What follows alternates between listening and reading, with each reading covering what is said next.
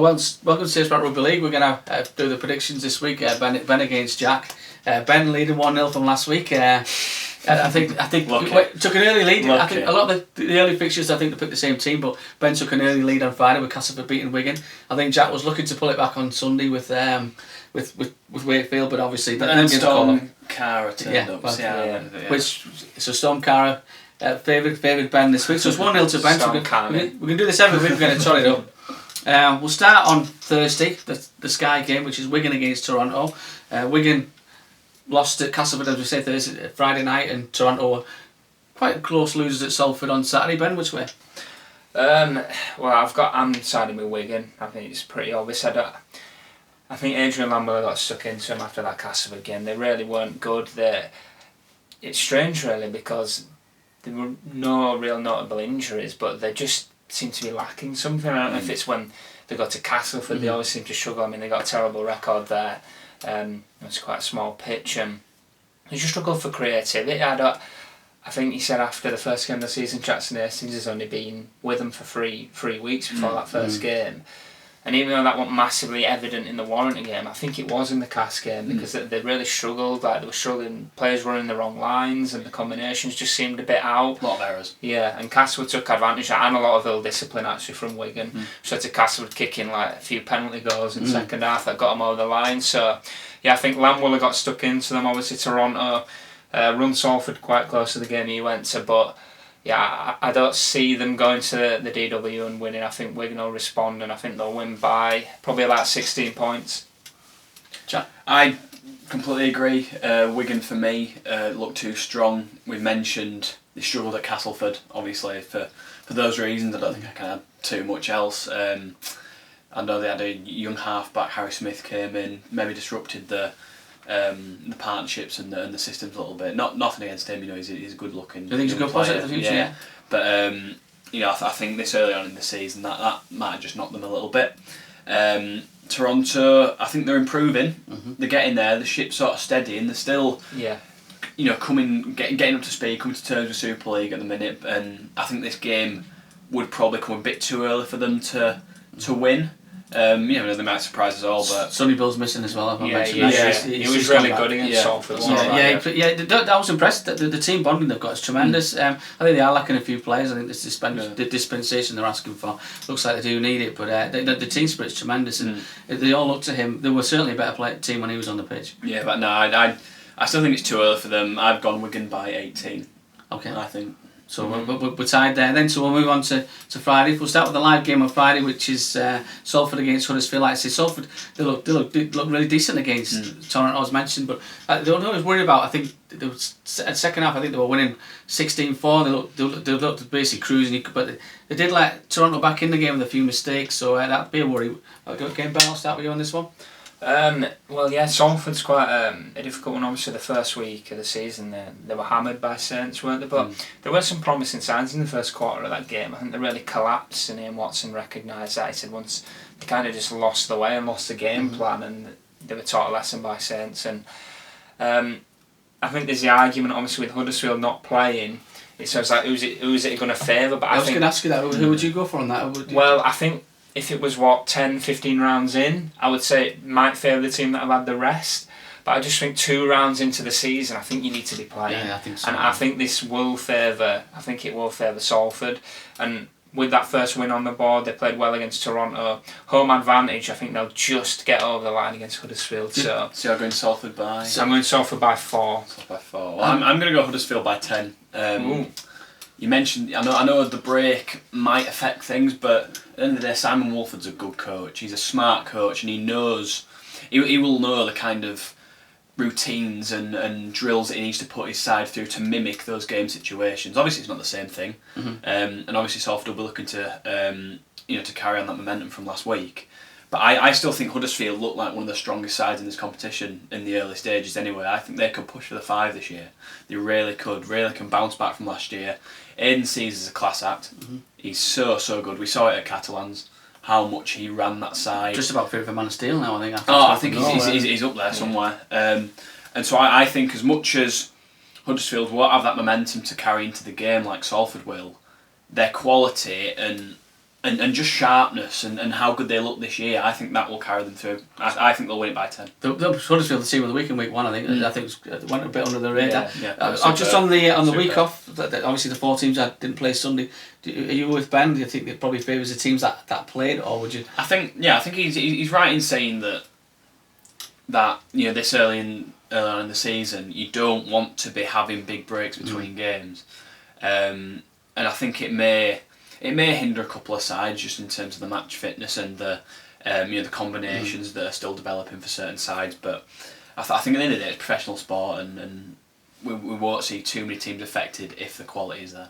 Absolutely. Another game Friday night. We've got Leeds getting another team on a week off last week due to Storm Ciara. Leeds at home, Hull KR, Jack? I think this could be a really tight one. It's 2 teams that not so much underperforming. Possibly, I think KR came into the season as the massive favourites for relegation. Obviously got that round 1 win against Wakefield. A lot of people were surprised by, but then fell down last week to Hull FC. They played well. I thought they played really well. That superb try from Ben Crooks, and if anything, that sort of typifies what Tony Smith's looking to instill in them this year. That sort of freestyle, off the cuff sort of stuff where just keep the ball alive and see what happens. And they scored, like I said, they scored that superb try with Ben Crooks, and if they can do more of that throughout the season, that might make them dark horses just to about escape that relegation spot. Leeds, on the other hand, came in with big aspirations, looking to become the team that they once were, pushing for the title even. And so it's a strange one, is this, but you've kind of got the underdogs against the team that have started off possibly the worst, and you don't know which way to call. I'm going to go Leeds by 6. I think Richard Agar will have seen that first round 1 performance and be like, right lads, that's not acceptable.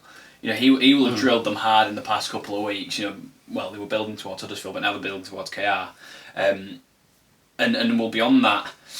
They'll be on a mission to bounce back. They really will. They know what they want to do this year, and if they're going to be performing like they did against Hull, then they're not going to get anywhere near it. So I think this will be a really big week for Leeds. Really big week, and the fact that they're at home as well against Hull KR, I think will be a big boost. At least by 6.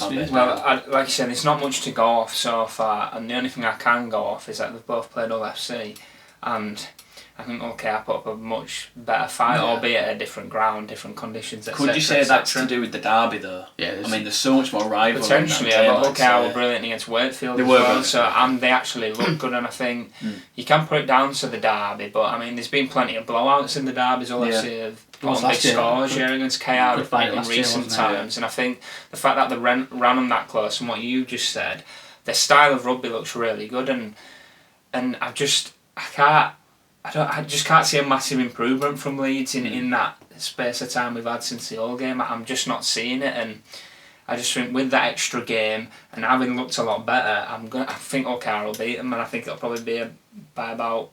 I think it will be tight. I'll probably go Hull by 6. You can really see what Tony Smith's doing with that team now. You can really, especially now they've had a pre-season. Well, he said before the season, he says, look, other teams, they've got bigger names, bigger reputations. We know what we're going in for, but we're just going to throw the ball around, and that's what they're doing, and it's working. They're going to be as good as anybody to watch no matter what happens, aren't they? Now we're going to Saturday now.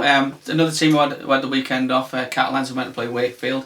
They're at home against Castleford. Obviously, Catalans got a really bad beating at home to Huddersfield, as we mentioned 2 weeks ago. Castleford won the first 2 games with a few players missing, Jack. I think Castle will do it again. I think last week's win against Wigan was a big statement from them. Big statement, especially with the players they had out. Yeah. They had one young debutant. I think the other guys in there, I think they could have had a potential 5 debutants they named in their 21-man squad. So, if you want an idea of how depleted they were, then that's exactly it. Missing a fair few big names in there. But at the same time, they turned up and they didn't look rusty. They didn't look like they were a team without missing players, and really matched that strong Wigan side who were full of stars. Yeah. So I think that's a huge positive for Darryl Powell, and shows that he's not just having an effect on the players that he's expecting to be playing every week, but also those that they've got in the reserves as well, and guys that they're they're sort of fringe players that are going to be coming to the side every so often. So I think Castle will do this quite easily this weekend against Catalan. I know it's everyone says it can be an intimidating atmosphere going to France and playing in that ground. But I think Cass by 14 myself. I think Big win for they're Cass. way, I Big win think for I think Cass. it will be. I think they're way too strong. Big win for Cass. Again, there's only so much we can judge on Catalans because they've had that one game against Huddersfield, but Yeah. I think they were so.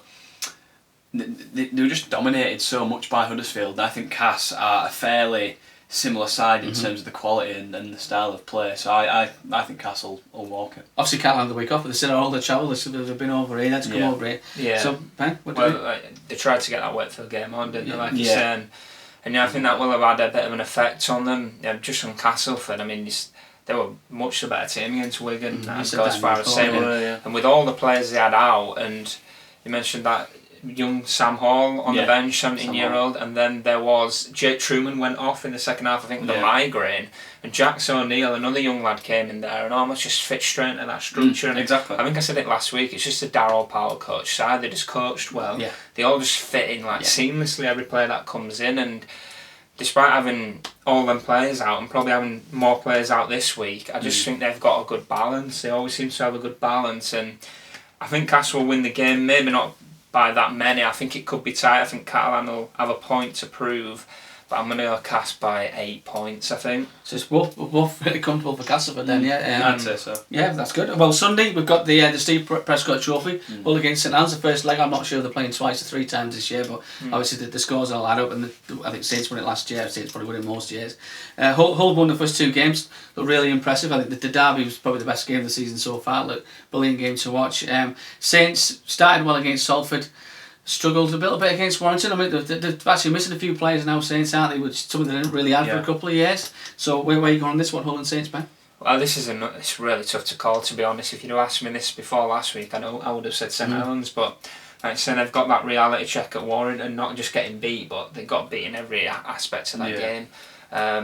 And yeah, it would have shocked Saints fans a bit. Obviously, they're losing 3 games all last season. They've lost 1 in 2 already. So, and as for Hull, 2 wins from 2, can't really ask for much more. I think they will probably run a lot closer than what they fought against Hull KR, but I think that will stand them in good stead.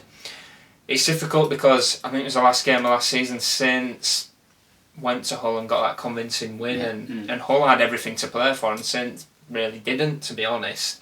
So I think Hull might have that in the back of their minds. It's really hard to call. I've been swaying one way and then the other. I'm gonna go for Hull. I'm gonna go for Hull and Golden Point. Hull and Golden Point. Well, that's a prediction and a half. Yeah. So obviously writing Saints off already. Surely not, no. No, I'm not writing Saints off. I just feel, like you say, with the injuries and the players, they're not just any injuries. No, it's like big names, James Rowe, Alex Swans, etc. Big misses. Yourself then, Jack? If you were to look at all the sides at the start of the season, again, you would probably say that Saints are one of, if not the favourites, to win the whole thing. But now, I think that balance has switched a bit, and Hull are up there, without a doubt. You can't say they're not. You know, the players they recruited for a start, got people talking, got Hull fans excited, and now they're showing, you know, they're replicating that on the field as well. Which again I think is superb for them, and I think Hull will just pip it. I'm not going to go Golden Point like Ben has. It's a prediction and a half, that. But I'm going to go Hull by 4. I think it'll be a really close game. It shows the change in the tide, isn't it? Because obviously we're both backing against Saints this time. We only dreamt of that a few months ago. No, exactly. But actually, I think what the lads are saying, I think the injuries is key here, aren't they, for Saints? Hull have looked good twice. I mean, if anybody has watched our previous videos, I could get clipped together out of context here. Because I said before the season, I'm not believing the hype on Hull. And now I'm back in a treble. Yeah. I think Hull start well this year, but I just, like we said before, I think something always seems to go wrong towards the end of the year. And we'll move on to the final game. Wakefield obviously had the weekend off. They really got a point to prove after a bad defeat at Hull Kingston Rovers on the first day. And probably for me, the team of Super League so far, Warrington, who probably would have beaten Wigan with 13 men, and were absolutely fantastic. I mean, it was more the manner of the win against St Helens on Friday that impressed me. Which way are you going on this one, Wakefield, Warrington, Jack? Well, I think Warrington, along with Hull, are two of the teams that perhaps have started the best, and at this stage looking the most impressive. You know, we are only 3 weeks in, but if you were to give 2 early leaders in the competition, you'd probably say those two, just simply because of the way they've been playing, the players they've got. and the way they've clearly been coached and prepared in pre-season. You know, like you mentioned, Warrington did lose that first game against Wigan, but no one can doubt the energy and the heart they put into that game, being a man down for most of it and still defending the way they did and only just losing out. That's some effort from a team. Oh yeah, some effort from a team that, you know, and against a side like Wigan, who usually in those sort of circumstances would blow someone away. Yeah. You know, exploit the space on that big pitch and really do a number. But Warrington really held firm and were unlucky. And then last week we all saw how much they dominated Saints. Like you mentioned earlier, they dominated in every single area of the park. You know, Saints couldn't do anything. They were making mistakes.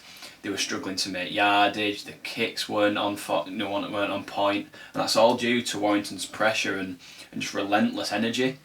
And they look really good. They really do. And I think it's worth mentioning as well. They're without Gareth Widdop at the minute. Oh, they're missing players as well. I was going to say they're missing a fair few. Widdop and Hill's band, Chris Hill's band.